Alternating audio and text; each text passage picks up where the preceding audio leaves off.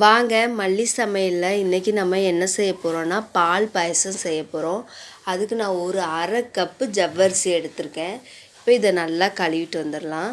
ஒரு பாத்திரத்தில் இதில் தூசி இருக்கும், நல்லா கழுவிட்டு வந்துடலாம்.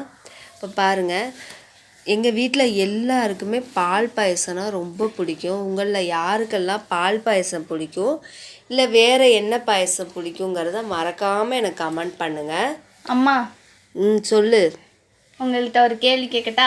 கேளு. பால் பாயசம் செய்கிறதுக்கு எது ரொம்ப முக்கியமான பொருள்? பால் பாயசம் செய்ய எது முக்கியமான பொருள்? பால் இல்லை. ஜவ்வரிசி இல்லை. வேற என்ன? பால் பாயசம் செய்கிறதுக்கு முக்கியமான பொருள் கரண்டி. ஓ, பார்த்துக்கோங்க, பால் பாயசம் செய்ய முக்கியமான பொருள் கரண்டி. சரி, இப்போ நம்ம ஜவ்வரிசியை வேக போட்டாச்சு. ஜவ்வரிசி நல்லா வெந்துட்டுருக்கு. இப்போ நல்லா வேகும்போதே தண்ணி பற்றாமல் இருக்கும். நம்ம கொஞ்சம் கொஞ்சமாக தண்ணி நல்லா சேர்த்து வேக வச்சு எடுத்திருக்கேன். இப்போ ஒரு பாக்கெட் சேமியா எடுத்திருக்கேன். இது போல் சேமியாவை கையில் நல்லா நம்ம உடச்சி விட்டுக்கலாம். உடச்சி விட்டு அப்படி உதிரியாக நம்ம சேர்த்துக்கலாம். நம்ம அப்படியே சேர்த்தணும்னு வச்சுக்கோங்க, சேமியா கட்டி கட்டியாக ஆயிரும். அதனால் இந்த மாதிரி கையில் எடுத்து நான் சேர்த்துக்கிறேன். பாருங்கள், நம்ம கையால் எங்கேயாவது நம்ம பால் பாயசம் செய்ய முடியுமா? கரண்டியால் தான் செய்ய முடியும். அதனால தான் கரண்டி ரொம்ப முக்கியமான பொருள்.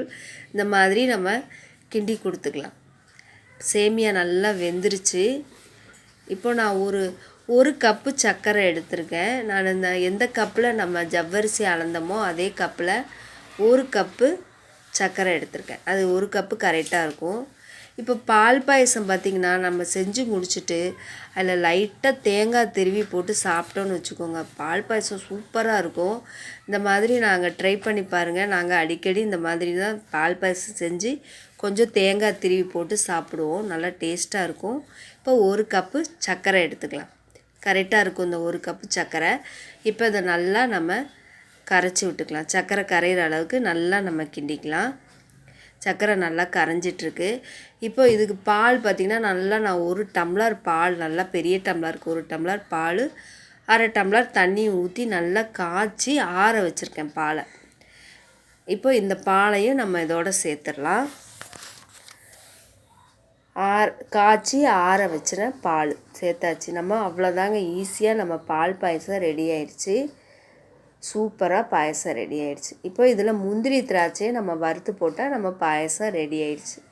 இப்போது முந்திரி திராட்சை 2 ஏலக்காய் நுணுக்கி வச்சுருக்கேன், அதாவது பொடி பண்ணி வச்சுருக்கேன். இப்போ அதில் கொஞ்சமாக நெய் சேர்த்து, கொஞ்சமாக நெய் போதும், நெய் கொஞ்சமாக சேர்த்துருக்கோம். இப்போது நம்ம முந்திரி திராட்சையை வறுத்து எடுத்துக்கலாம். முந்திரி திராட்சை வறுத்து எடுத்தோடனே அதில் அப்படியே ஏலக்காய் போட்டு நம்ம அதோடு சேர்த்துடலாம். பாருங்கள், இந்த மாதிரி லைட்டாக அப்படியே காமிச்சிருக்கேன். நல்லா ப்ரௌனிஷாக வர வரைக்கும் இந்த வந்துருச்சு. இப்போ நான் ஏலக்காவும் அதோட சேர்த்தாச்சு. சேர்த்து கிண்டியாச்சு. நம்ம பால் பாயசம் சூப்பராக ரெடி ஆயிடுச்சு. இதில் கொஞ்சம் தேங்காய் நம்ம போட்டு சாப்பிட்டுக்கலாம். இப்போ நான் இதை செஞ்சு வச்சுருக்கேன். ஒரு 5 நிமிஷத்தில் பால் பாயசமே இருக்காது. அடுத்த வீடியோவில் பார்க்கலாம். தேங்க்யூ.